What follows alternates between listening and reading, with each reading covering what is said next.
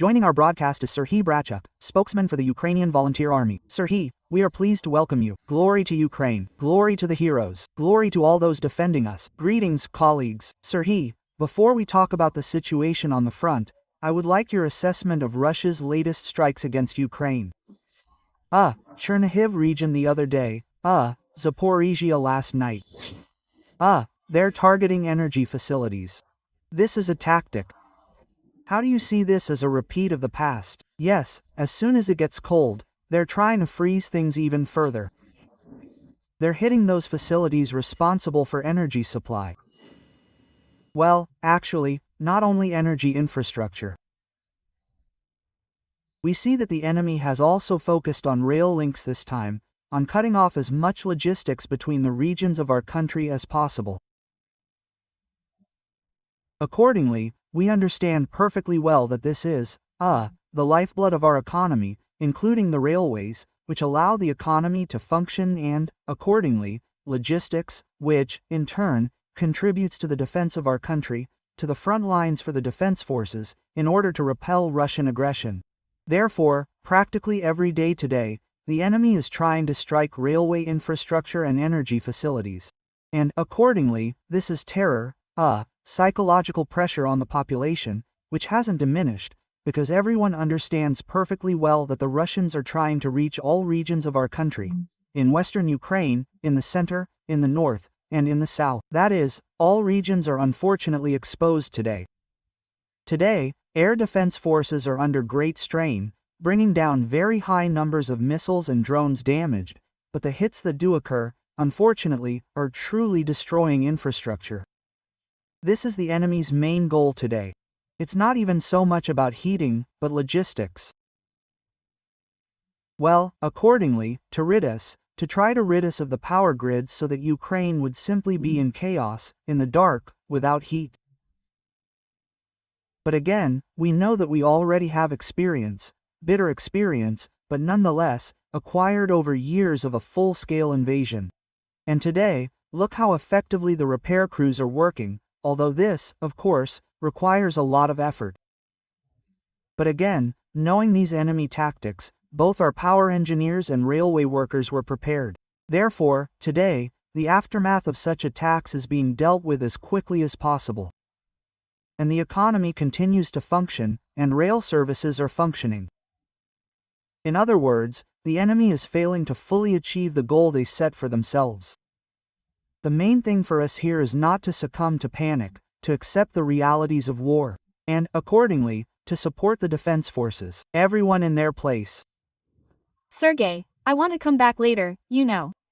Yesterday, we heard quite a few important points from the commanders-in-chief of the Ukrainian armed forces, and, yes, their tactics. These thousands of cuts, yes, it's quite interesting to know who the military personnel are, and, you know, how these tactics work, and so on. What Mr. Syrskyi and the commander-in-chief of the Ukrainian armed forces said was also very important. This is precisely about two aspects, yes, because journalists, by the way, often confuse the fact that there are liberated territories and there are territories where cleanup operations are taking place. That is, they didn't actually come under the control of the Russian army at a certain point, yes, but there are sabotage and reconnaissance groups there, and cleanup operations are taking place.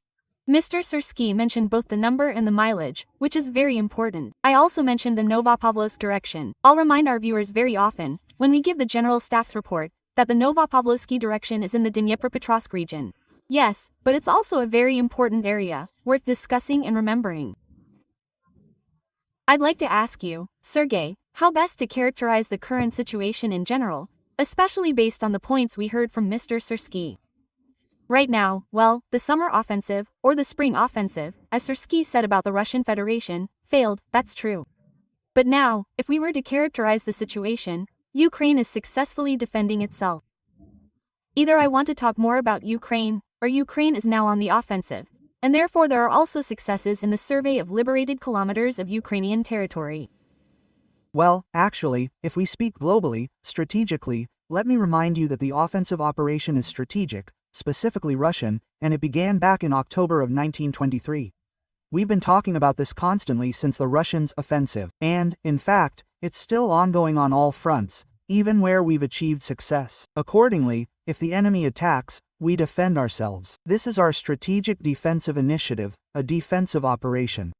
So far, we haven't been able to seize this strategic initiative on all fronts on the battlefield.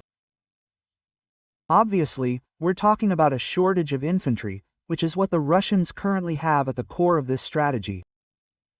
You see, this tactic of 1,000 cuts is built on the fact that the Russians have a lot of assault infantry. And I'm not talking about its quality now, there are many very questions there, actually, but what ensures the Russians' tactical advancement? That is, we're talking, yes, about hundreds of meters, well, kilometers.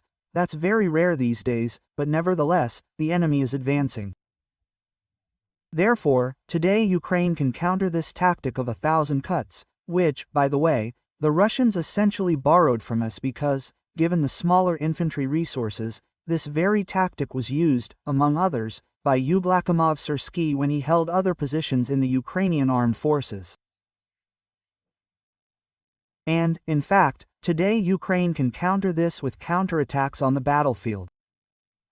And we see that today, Dobropilya is a counteroffensive operation of the Ukrainian armed forces. We cannot yet say, I think, tomorrow or the day after, that Ukraine is ready to launch an active offensive along a broad front or across large sections of the front.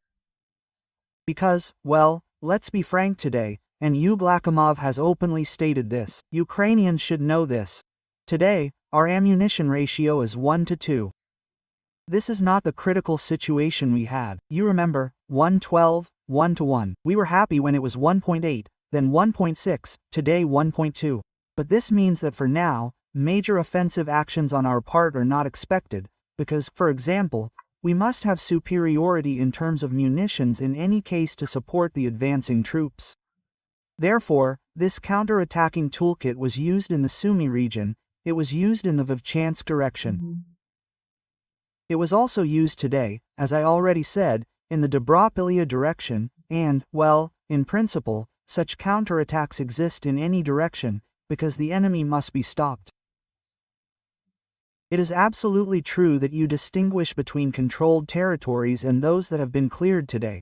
In fact, these are gray zones. This is the situation that developed, for example, today in Kupinsk. Very complex, very difficult.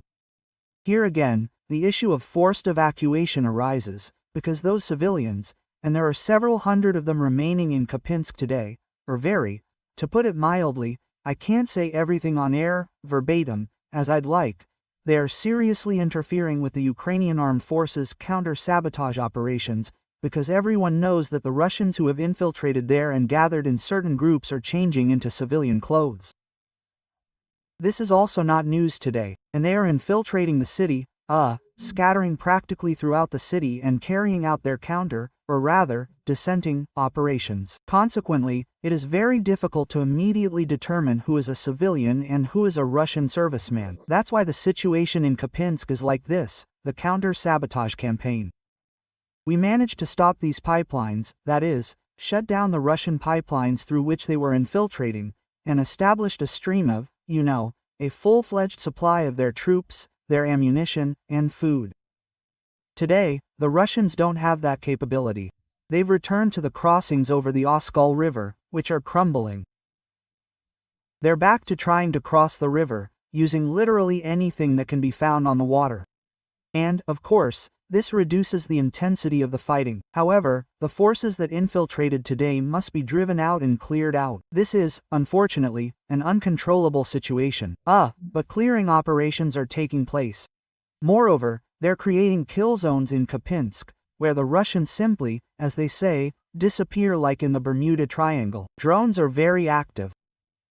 Accordingly, these counterattack tactics are being used in practically all directions today.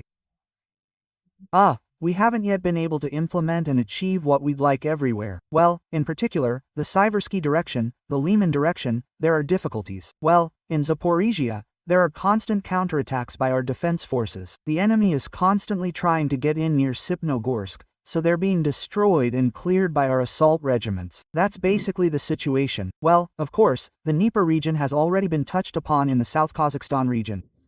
Sergey, I'd like to hear your opinion on this. Recently, Volodymyr Zelensky announced the creation of a new branch of the armed forces of Ukraine. Assault troops with drone support. As you know, we have such a branch of the armed forces, the airborne assault troops. The word airborne hasn't gone away yet, but naturally, no one jumps with a parachute anymore, but paratroopers can still land from armored vehicles and in other, so to speak, waterborne situations, yes. Nevertheless, is it possible to say that over time, airborne assault troops will simply be relocated to assault units? It's still a matter of time, and drone support will be fundamental to this branch of the armed forces. Well, while we're talking about our airborne assault troops, they continue to form, including new corps. They have corresponding areas of responsibility at the front. Specifically, we're talking about the 7th Airborne Assault Corps, for example, as one example. As for the assault troops, today they look like a kind of, well, let me make the comparison, a mobile fire brigade, which, as a shock force, can stabilize the situation on a particular section of the front, and in the future, moreover, probably carry out corresponding breakthroughs in order to defeat the enemy and allow other units, mechanized, remote-controlled, to advance. Well, accordingly, the drone component, today, well, probably there are no units today that can operate without drones. There are probably still some, of course, yes, at zero. But nevertheless, we understand perfectly well that ground-based robotic systems will be added en masse.